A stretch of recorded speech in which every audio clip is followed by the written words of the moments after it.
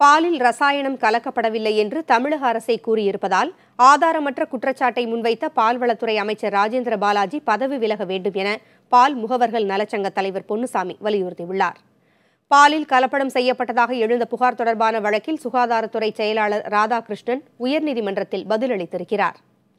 2011ஆம் ஆண்டு ஆகஸ்ட் முதல் 2017 மே வரையிலான பால் மாதிரிகளை ஆய்வு செய்ததில் 187 பால் மாதிரிகள் மட்டும் தரம் குறைந்து காணப்பட்டதாகவும் எந்த பால் மாதிரியும் பாதுகாப்பற்றது என நிரூபணமாகவில்லை என்றும் அந்த பதில் அறிக்கையில் ராதாகிருஷ்ணன் கூறியிருந்தார்.